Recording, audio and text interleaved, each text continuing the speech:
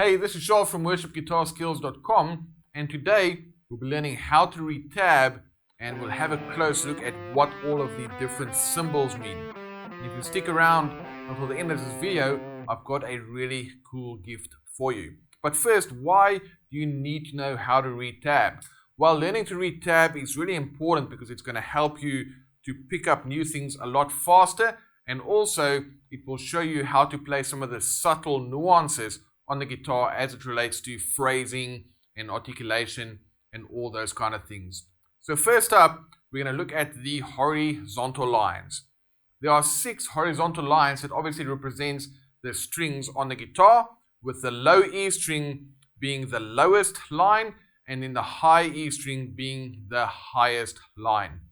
Now the numbers that are placed on those lines, those are the frets that you need to play on a particular string, and a 0 will indicate an open string. In other words, there won't be any frets played on the string. So here we have the 2nd fret on the A string, indicated by the number 2 on the 5th line.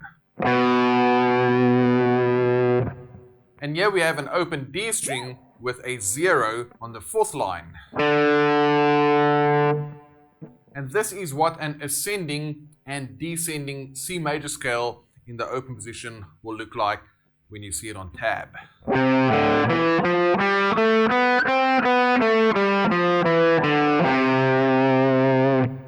Now if you have numbers grouped together like this, then it means all the notes need to be played simultaneously, and this will be a C major chord.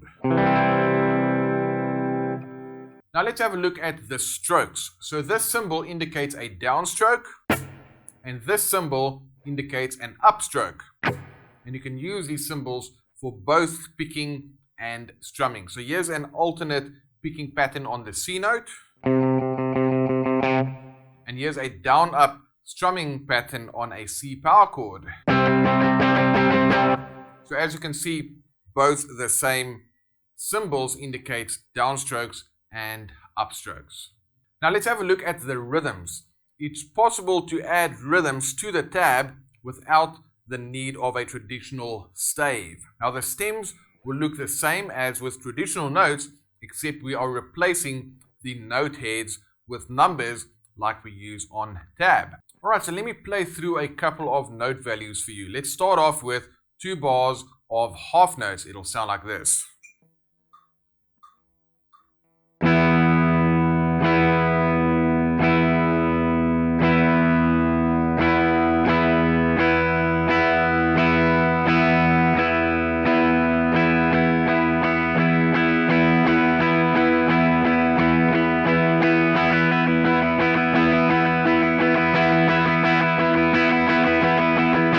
Now let's check out articulation symbols, starting off with hammer-ons and pull-offs. Now collectively these are known as slurs, and they are shown with a curved line like this.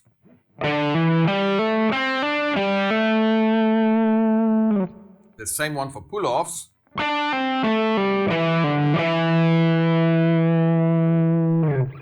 And then for slides we have this little line joining up 2 notes together.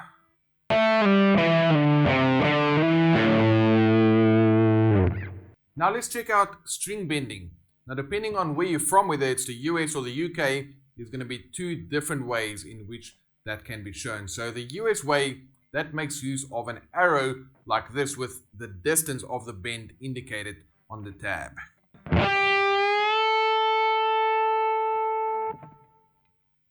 Or then you could also have the UK way, where the note that we are bending into is placed between 2 brackets, and then the distance of that bend is obvious because you'll be seeing the note that you are bending into.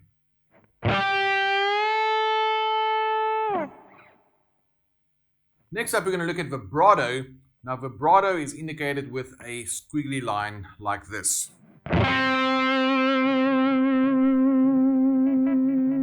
So whenever you see that above the note, it means you need to add some vibrato with your fretting hand. Now let's have a look at all the additional text that you can add onto tab. So when you see something that says let ring, it literally means that all the notes should be ringing over each other, and it will sound like this.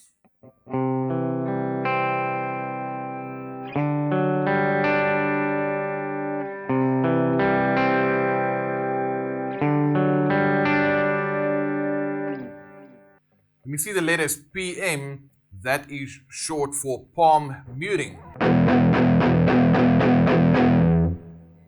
Now when you see the words capo, second fret, it means that you need to place a capo on the second fret of your guitar. Of course, if it said third fret, you'll place it on the third fret. And then what happens on the tab is any zeros that you see on the strings, that will be referring to open strings. And for example, even though technically I'm playing the 5th fret here, if the tab says 3, this becomes your new 1st fret. So that's 1, 2, 3. So if I have 3, 2, open 1 in the first position, it will look like this. And if I have 5, 4, open 3, it will look like this. So essentially, the capo replaces your nut. So whenever you see a 0, that will be the capoed note, but it's acting as if it's an open string. And then the very next fret after the capo, that will be fret number 1. So when you see the letters P-I-M-A, that refers to your right hand or your finger picking hand. So P is the thumb, I is your index finger, M will be your middle finger, and A will be your ring finger. Now if we look at the tab, let me play that example for you right now.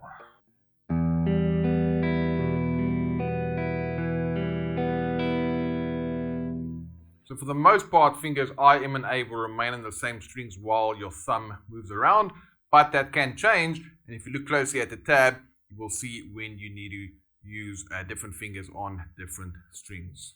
Next up, we're going to look at ghost notes. So when you see an X placed on a string, it basically represents a muted note where you mute the string with your fretting hand and then striking the string with your strumming hand. So here we have the following.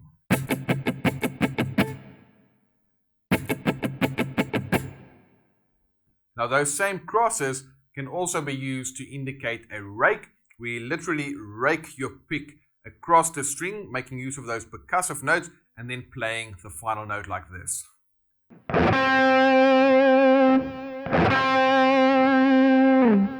Now when you place a circle around a note, then that indicates a tapped note, and in this case I'm going to tap the notes with my middle finger of my picking hand.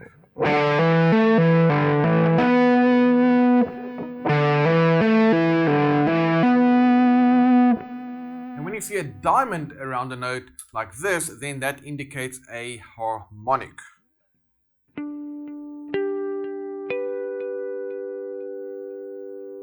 And in this instance, it's a natural harmonic. So there you have it, a solid introduction to the main elements of tablature, along with some various different symbols and techniques that you can use in your playing. So I hope that you enjoyed this video and that you've learned something cool. And if you'd like to get a PDF download of this lesson with all the explanation, just go ahead, click the link in the description box below. It's going to ask for your name and email address, and then I'll send it right over to your inbox.